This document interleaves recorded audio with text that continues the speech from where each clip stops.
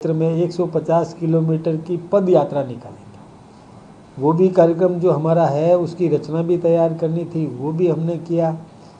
और ख़ास बात ये रहेगी कि हमको हमारा स्थानीय उत्पाद जो है उसका उपयोग हम अधिक से अधिक जनता का आह्वान करें कि वो उपयोग में ले, तभी जाकर के हमारा इस देश में जो औद्योगिक विकास भी होगा, कुटीर उद्योगों को प्रोत्साहन मिलेगा और देश की जीडीपी बढ़ेगी, रेवेन्यू जनरेट होगी।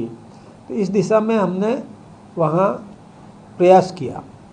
फिर जब साथ बैठते हैं लोकसभा क्षेत्र के अनुसार अलग अलग जब बैठे तो उसमें उस लोकसभा क्षेत्र के अंदर विभिन्न विधायक 8 होते हैं या जिन्होंने चुनाव लड़ा, वो सब आपस में बैठ करके और ये प्रयास करते हैं कि हमने क्या और अधिक किया पाया, जो हमको सरकार से इलाके के विकास के लिए करना चाहिए वो हमने किया कि नहीं, उसका लेखा जोखा करते हैं।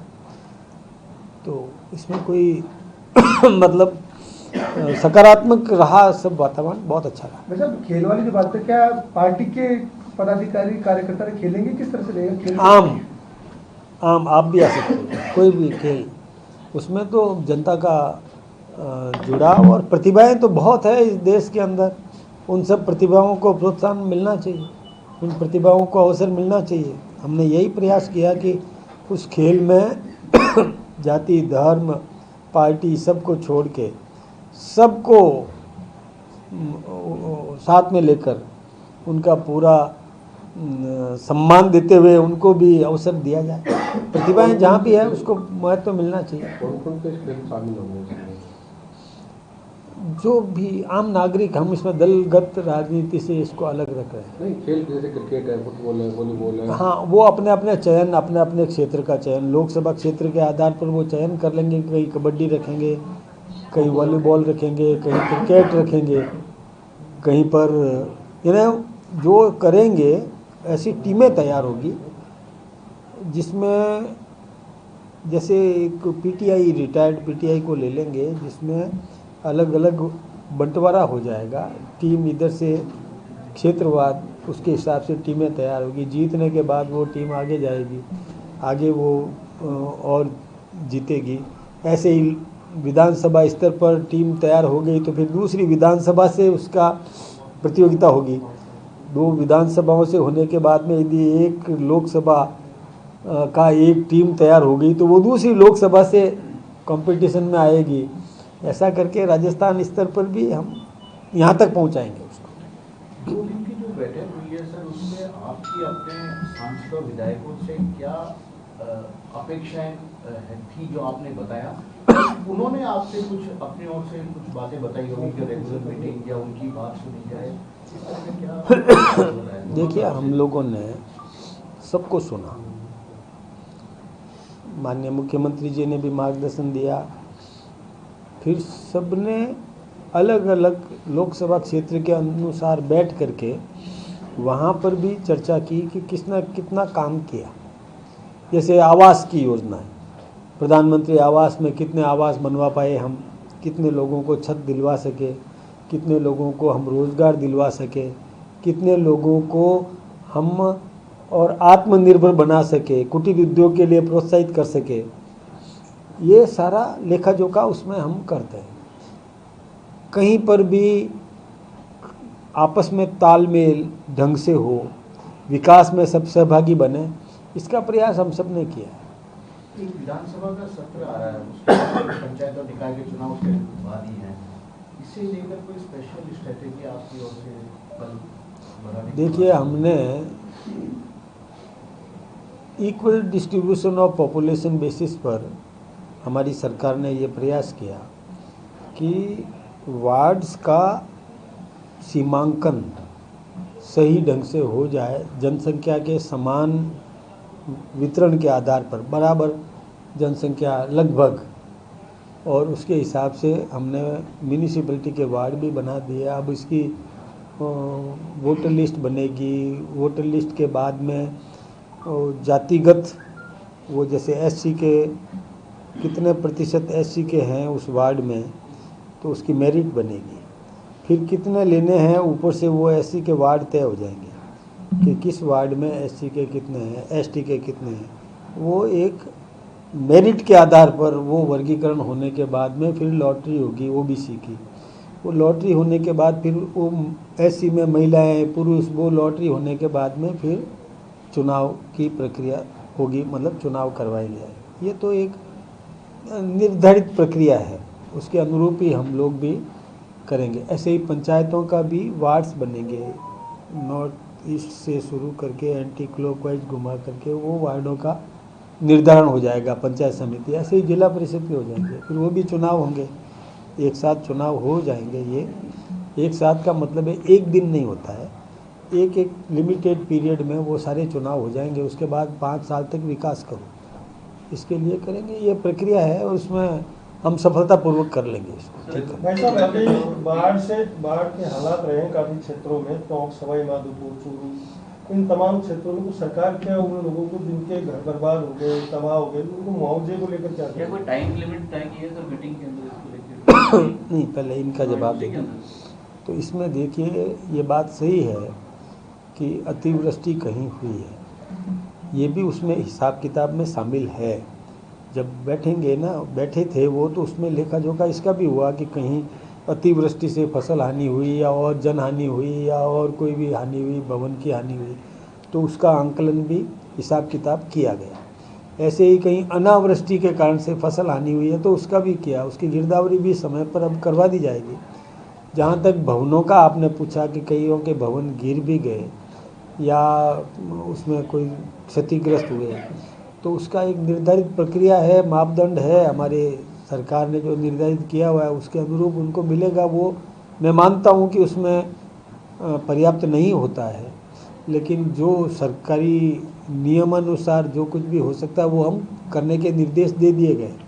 मुख्यमंत्री जी ने भी निर्देश दे दिए। आज भी मुख्यमंत्री जी रिव्यू मीटिंग अभी कर रहे हैं, अधिकारियों के साथ बैठ करके कर रहे हैं कि कोटा और उस क्षेत्र के अंदर वहाँ पर सेना भी भेजी गई, कुमुक भी भेजा गया, सहायता भी भेजी गई, लोगों को सुरक्षित स्थानों पर पहुंचाने की व्यवस्था भी की गई।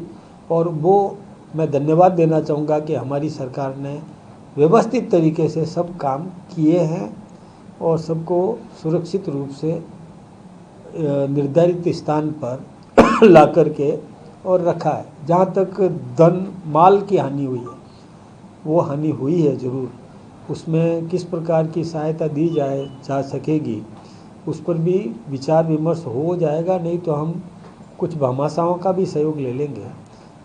सरकारी प्रक्रिया है, उसमें जो मिलेगा वो मिलेगा। बाकी हम अन्य सोर्सेज से भी कितना कर सकते हैं उस विषय पर भी गहनता से विचार विमर्श करें। देखिए, टैरिफ जो लगाया अमेरिका ने, उसके बिहाफ पे सामने अब प्रधानमंत्री नरेंद्र मोदी जी की अपील है कि स्वदेशी जितना ज़्यादा से ज़्यादा हो सकता है वो अपनाया जाए। ये बात बिल्कुल सही है। देखिए, अब युद्ध कई प्रकार के होते हैं। एक आमने सामने सेनाओं का युद्ध भी होता है, दूसरा आर्थिक युद्ध भी होता है। तो आर्थिक युद्ध में कई देश वो अपने अपने रणनीति के तहत, कूटनीति के तहत रचनाएं तैयार करते हैं। उसमें हमारे देश ने ये तय किया, हमारे आदरणीय नरेंद्र मोदी जी ने ये आह्वान किया है कि हम लोकल प्रोडक्ट को महत्व दें, हमारा उत्पाद है उसका ज़्यादा से ज़्यादा उपयोग हो। ये जो सरदार 150 की जो पद यात्रा है, जिसमें 150 किलोमीटर की जो एक संसदीय क्षेत्र में पद यात्राएँ होगी, उसमें ज़्यादा हम इसी पर आह्वान करेंगे जनता का कि स्थानीय उत्पाद को महत्व दें।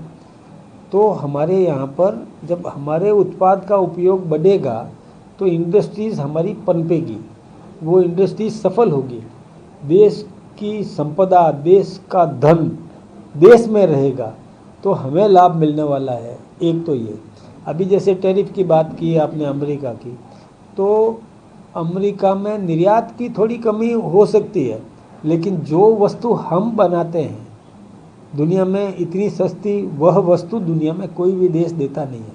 इसलिए अमेरिका को भी मजबूर होकर के हमारा उत्पाद ही लेना पड़ेगा।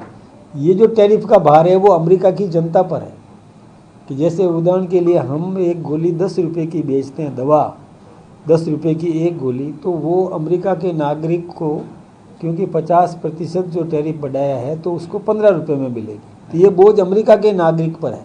लेकिन हम जो 10 रुपये की गोली देते हैं वो दुनिया में कहीं भी 10 रुपये में नहीं मिलती है, वहाँ 25-30 रुपये में मिलती है। तो अमेरिका का नागरिक तो हमारी चीज़ खरीदने के लिए मजबूर होगा, तो अमेरिका में भी आंदोलन होगा और ट्रंप को भी पीछे हटना पड़ेगा, क्योंकि जो उत्पाद हिंदुस्तान देता है इसके कंपटीशन में कोई दूसरा देश है भी नहीं, चाइना भी नहीं है, चाहे जिस क्षेत्र में हम आगे बढ़ रहे हैं।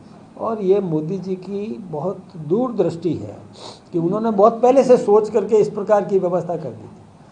हमारी प्रतिभाओं का उपयोग हमने अपने यहाँ कराने का तय कर दिया, बाहर जा कर के उसका लाभ दूसरे देशों को नहीं दे, यहाँ और उत्पाद बढ़ाए, हमारे यहाँ पर प्रोडक्शन करे।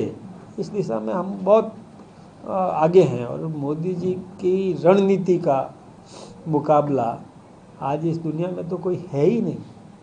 भाई साहब, जो टैरिफ लगा है, राजस्थान के कई ऐसे व्यापारी वर्ग है, चाहे ज्वेलरी की बात कीजिए, टेक्सटाइल की बात कीजिए, इनको काफ़ी ज़्यादा नुकसान हो रहा है, क्योंकि कई ऐसे व्यापारी हैं जो केवल असर पड़ सकता है, उन बैंकों, असर पड़ उन दुकानदारों के ऊपर ही डिपेंड रहते हैं। नहीं, देखिए ये बात आपने सही कही है कि कुछ वस्तुएं जैसे हैंडीक्राफ्ट्स है तो हमारा निर्यात होता था। हैंडीक्राफ्ट्स में अब हमारे जो उद्यमी हैं, जो इसके निर्माण करने वाले और विक्रय करने वाले हैं, उन्होंने अपना उत्पाद में थोड़ा परिवर्तन कर दिया। थोड़ा परिवर्तन ये कर दिया कि जो चीज़ अमेरिका को चाहिए वो अब वैसी नहीं बना करके और वैसी बनाना शुरू कर दिया कि अमेरिका मजबूर होकर के खरीदेगा। वो उन्होंने अपना एक उत्पाद का स्टाइल बदल दिया। बदलने के लिए वो रणनीति हमारे यहाँ बहुत होशियार है। मैं आपको बताता हूँ कि चीन कोई सैंपल तैयार करता है, उससे पहले हमारा दिल्ली माल मार्केट में फेंक देता है।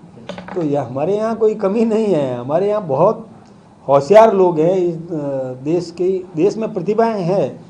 तो वो हैंडीक्राफ्ट्स वाले जो हमारे जोधपुर में भी है, वो पहले तो कह रहे थे क्या होगा, हमारा माल बाहर कैसे बिकेगा, और अभी उन्होंने ऐसे बनाने शुरू कर दिए कि डिमांड बढ़ गई और दुनिया की अन्य क्षेत्रों से डिमांड बढ़ने लग गई। तो हमारा तो माल बिकेगा ही बिकेगा। और इसके अलावा भी मैं कई चीज़ें ऐसी मैं आपको बताऊं जो दुनिया को लेनी ही पड़ेगी, वो हमसे ही लेना पड़ेगा। तो ऐसे हमारे यहाँ पर उत्पाद बढ़ाना शुरू। देखिए कहाँ निराशा है मार्केट में, बता दो आपने मार्केट भी आप लोगों से कौन सा छुपा हुआ है, मार्केट में जाकर के आप पता कर लें। हमारा कोई निरुत्साहित नहीं है।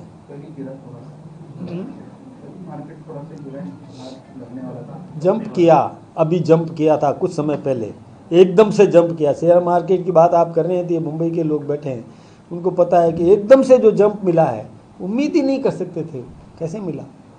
ये देखिए, ये होता है इच्छा शक्ति पर।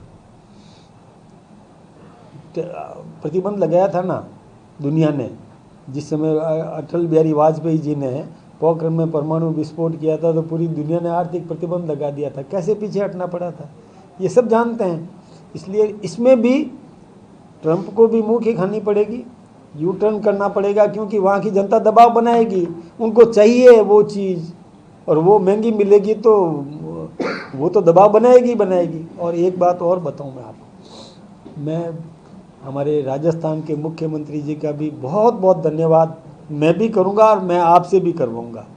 उन्होंने हमारे यहाँ पर विभिन्न भाषाओं के और विद्यालय, जहाँ पर जर्मन कोई पढ़ना चाहता है तो उसका ट्यूशन का केंद्र कि वहाँ जर्मन भाषा पढ़ाई जाए, ऐसे तय किया उन्होंने। कोई इटली की भाषा पढ़ना चाहता है, कोई फ्रांसीसी भाषा पढ़ना चाहता है, कोई देश की भाषा पढ़ना चाहता है, तो उसकी व्यवस्था वो यहाँ करवा रहे हैं। और फिर प्लेसमेंट होगा, फिर वो उस देश में जाएगा। आज अमेरिका में मैं सोचता हूँ, जहाँ तक मेरी जानकारी हो सकती है, मुझे कम जानकारी हो, लेकिन 30% लोग भारतीय। अमेरिका की जनसंख्या में 30% लोग भारतीय हैं। तो वो भारतीय कमज़ोर नहीं है, जो भारतीय वहाँ गया है वो तो छानने वाला है, वो वहाँ घुटने टिकवा देगा, लाइन पे ले आएगा।